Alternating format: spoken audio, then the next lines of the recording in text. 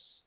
Saya kira ada beberapa isu krusial yang sudah kami catat kita, yang nanti insya Allah akan kita coba gali, baik melalui narasumber maupun penanggap. Pertama tentu saja pemahaman atau kapasitas kawan-kawan di perangkat pemerintah desa mengenai siklus keuangan desa, saya kira. Yang itu nanti akan mempengaruhi bagaimana proses dari penyusunan APBD. Kemudian di tahun 2021 juga sudah ada arahan untuk kembali menggunakan dana desa yang bersumber dari APBN untuk BLT dana desa atau bantuan langsung tunai dana desa.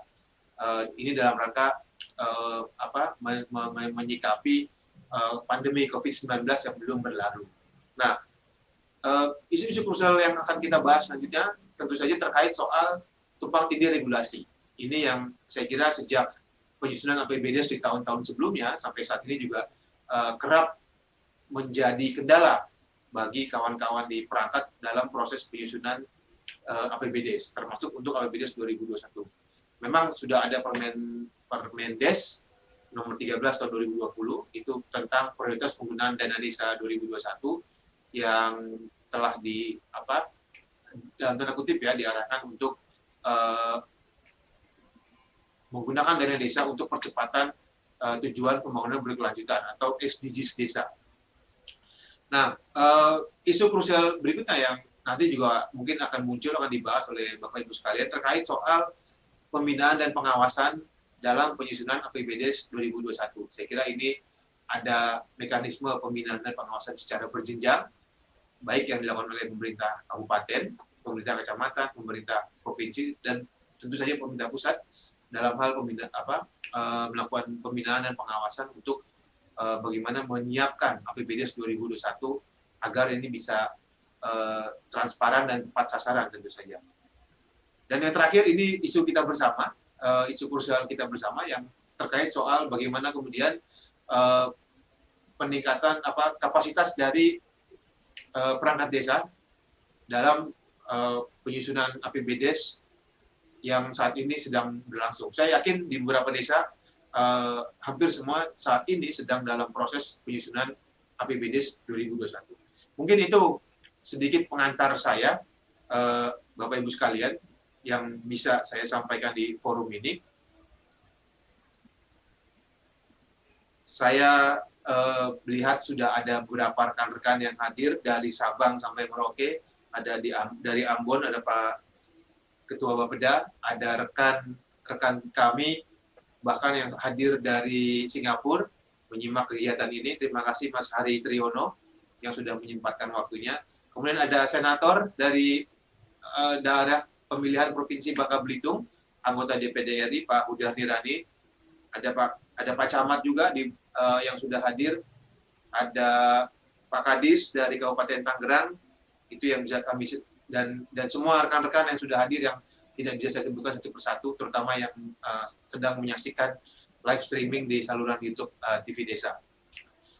Baik, sambil menunggu kontak dan konfirmasi berikutnya dari Pak Dirjen, Pak Nata Irawan, yang sesungguhnya beliau harus mengawali presentasi tentang kendala dalam penyusunan APBD 2021 ini. Malam ini kita akan menerima dulu bagaimana informasi, kemudian pengalaman di lapangan dan pembelajaran berharga yang bisa kita dapatkan di lapangan dari teman-teman sekalian, baik itu di tingkat pemerintah desa maupun pemerintah kabupaten dalam rangka penyusunan APBD 2021.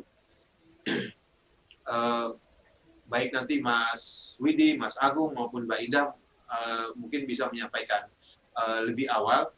Kita mulai dari teman-teman perangkat pemerintah desa.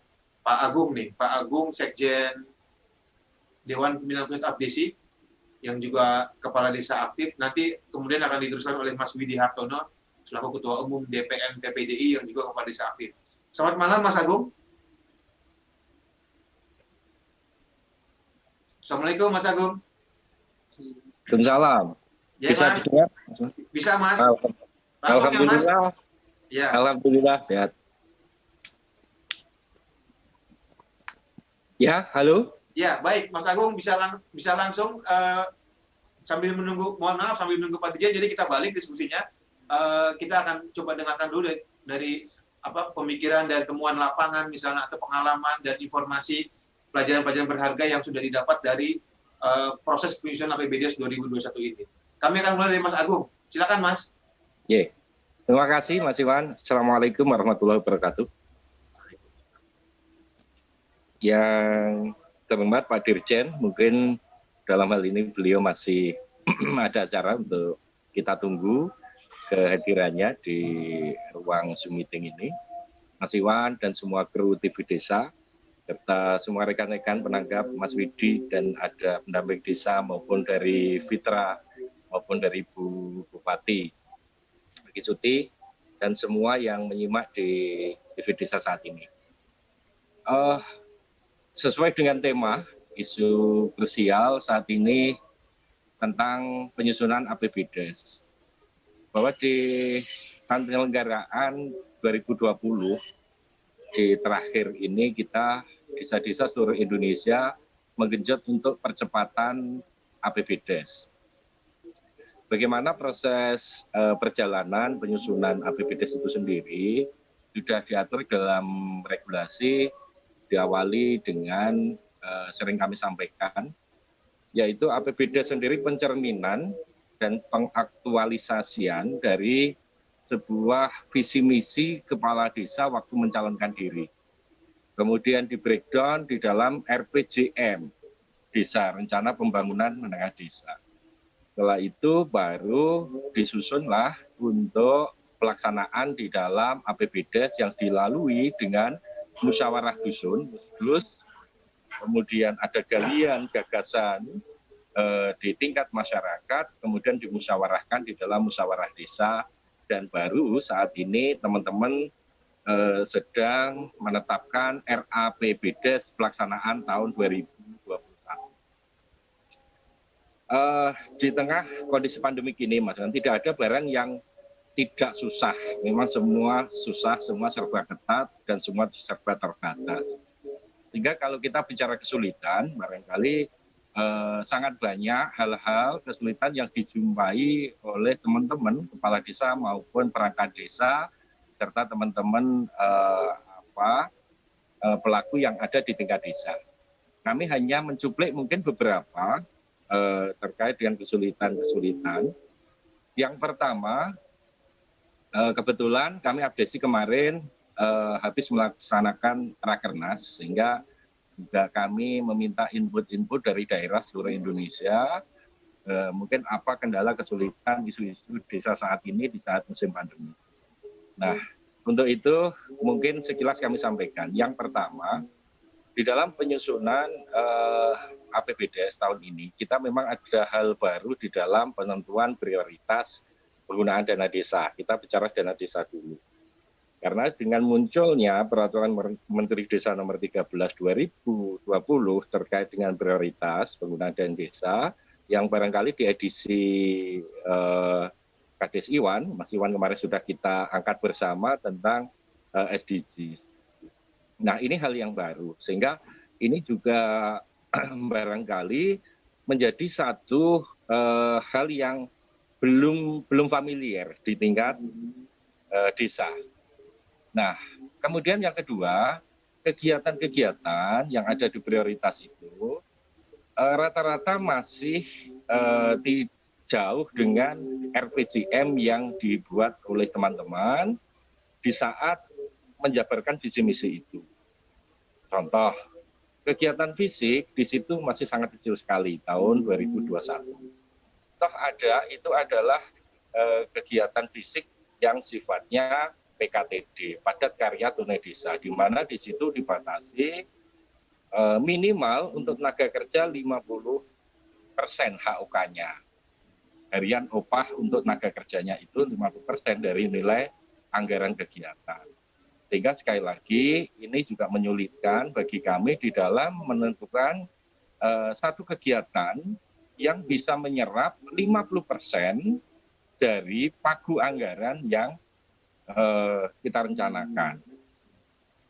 Nah, kemudian yang kedua, kalau memang ini harus dilakukan, kami sebenarnya memohon kepada pemerintah pusat khusus untuk padat karya tunai desa, kita diberikan satu regulasi khusus di dalam membuat RAB, karena rencana anggaran belanja dalam kegiatan itu kita masih mengacu kepada SNI.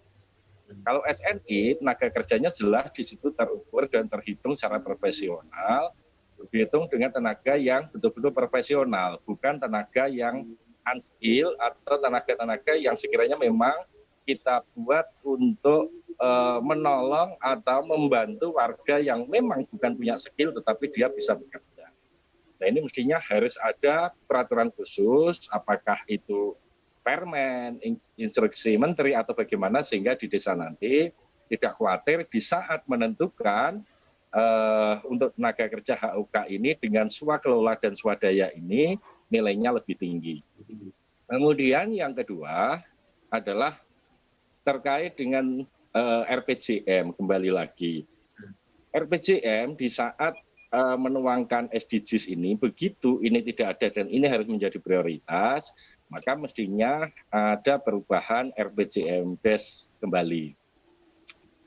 Nah, di saat kita untuk melakukan satu kegiatan-kegiatan itu fokus dengan SDGs, karena ini mestinya sustainable, ada keterlanjutan, sehingga untuk merubah RPJM ini sangat mutlak mestinya agar ini menjadi pijakan di saat kepala desa, contoh kami periode ketiga ini baru 1 tahun, sehingga masih 5 tahun ke depan ini dan bahkan selanjutnya ini juga bisa diteruskan RPJM yang sesuai dengan SDGs. Kemudian yang ketiga terkait dengan PP 11 yang mungkin teman-teman dan PPDI, Abdesi, kami juga ikut mengawal bersama dengan Mas Widi dan teman-teman yang lain. Di saat penyetaraan pendapatan perangkat desa minimal setara dengan PNS golongan 2. Nah, di sini juga ada beberapa kesulitan, Mas. Ketika sumber pendapatan, siltap, tunjap, dan tunjangan lainnya itu bersumber dari ADD. Nah, alokasi dana desa di tiap kabupaten, kota, seluruh Indonesia tidak sama. Jumlah perangkat desa juga tidak sama. Sehingga di situ ada desa yang tidak cukup untuk memenuhi nilai itu. Untuk memenuhi nilai minimal dari jumlah perangkat desa di dalam pengalokasian di APBDes-nya. Nah, kami juga menyinggung di episode yang lalu, dana desa itu sesuai dengan amanat undang-undang, salah satunya adalah digunakan untuk kegiatan pemerintahan desa. Tapi kenapa saat ini sampai sekarang ini mulai diluncurkan dana desa 2014, dana desa itu masih belum boleh digunakan untuk pemerintahan desa. Nah, ini juga perlu solusi dan konklusi bersama bagaimana menyikapi untuk kekurangan siltap dalam rangka juga memenuhi PP 11 itu ada satu upaya untuk memenuhi standar minimal itu. Ini baru minimal. Nah, ini yang perlu juga mendapat satu perhatian bersama. Kemudian yang selanjutnya adalah terkait dengan kesulitan-kesulitan saat ini. Saat ini kita juga masih menunggu peraturan Menteri Keuangan. Apakah tahun 2021 kita masih menganggarkan mutlak BLT dana desa? Kemudian berapa nilainya? Ini juga kita sebenarnya sudah sangat perlu dan menunggu, Mas. Karena dikala kita menentukan RAPBDes, mestinya kita sudah ada alokasi. Berapa sih? Apakah 200.000 ataukah 300.000 seperti kemarin atau 600.000? Nah, ini juga kita menunggu. Ataukah sesuai dengan usulan kami sebelumnya, BLT dana desa itu diserahkan kembali kepada desa sesuai dengan kebutuhan desa.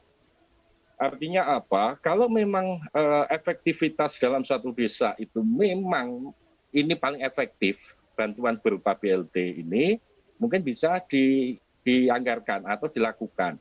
Tetapi kalau mungkin lebih efektif dengan kegiatan yang lain yang sifatnya juga untuk membantu ekonomi masyarakat dan meringankan masyarakat di dalam proses pergerakan ekonomi ini, bisa diberi kewenangan dengan kegiatan yang lain. Nah, ini menurut kami ini kalau memang disetujui dan bisa dilakukan, ini ada satu titik, satu kemajuan bahwa kewenangan desa di situ dihargai dengan musyawarah desa, dirembuk bersama, dan ini menjadi mungkin pemantik yang lebih luar biasa daripada disamakan semua harus BLT di seluruh Indonesia yang kondisinya kadang desa satu dengan desa yang lain berbeda. Mungkin inilah yang menjadi titik-titik poin, karena ini berkait dengan regulasi, Mas. Kalau teknis barangkali kesulitan dan sebagainya bisa dibicarakan di tingkat kabupaten, tingkat kecamatan maupun di level tingkat daerah. Tapi karena ini adalah instruksi dari pusat, ini yang mungkin kami sampaikan di forum ini, sehingga dari pihak pemerintah pusat mestinya ini bisa lebih mempertajam terkait dengan regulasi yang ada ini, dan kami memberikan input ini untuk bisa menjadi satu perhatian bersama agar apa yang diharapkan untuk pemulihan ekonomi nasional dan program-program nasional di saat musim pandemi dan akibatnya ini bisa betul-betul tercapai sesuai dengan apa yang diharapkan dengan efektif, efisien, dan bisa sesuai sasaran. Mungkin sementara itu Mas Iwan, barangkali nanti bisa dilanjut dalam diskusi selanjutnya. Matur nuwun. Assalamualaikum warahmatullahi wabarakatuh. Ya, Waalaikumsalam warahmatullahi wabarakatuh. Mas Agung Heri Susanto, Sekjen DPP Apdesi. Terima kasih Mas. Saya kira tadi sudah dibongkar, ada pemantik diskusi kita bahwa sesungguhnya masih banyak kesulitan-kesulitan yang dihadapi oleh teman-teman dari perangkat desa, kepala desa dalam rangka menyusun APBD 2021 yang saat ini sedang dalam proses, sedang berlangsung. Kebetulan memang saya juga sempat dikabari oleh Ketua DPP Apdesi, teman-teman di Apdesi baru saja menggelar rapat kerja nasional weekend akhir pekan lalu di Jakarta, dan tadi sudah disampaikan soal misalnya terkait prioritas penggunaan dana desa 2021 itu yang mengacu kepada SDGs yang sampai saat ini memang belum familiar, belum banyak dipahami oleh para perangkat desa. Sementara di dalam Permendes tentang prioritas penggunaan dana desa 2021 itu jelas dana desa 2021 akan diarahkan digunakan untuk penguatan SDGs desa. Nah, kemudian soal BLT, harusnya memang tadi Pak Agung sampaikan harusnya memang sudah muncul di RAPBDes 2021, tapi karena belum ada regulasi terutama dari Permenkyu, angkanya berapa, kemudian karena juga banyak desa yang sesungguhnya juga ingin yang seperti yang aku sampaikan tadi, diserahkan saja kembali ke masing-masing desa, tergantung kebutuhan masing-masing desa yang nanti akan kemudian akan biasanya diputuskan melalui forum tertinggi masyarakat desa, yaitu musyawarah desa atau Pusdes. Nah, itu Bapak Ibu sekalian, sedikit saya kira beberapa yang bisa Mas Agung sampaikan, Sekjen DPP Apdesi.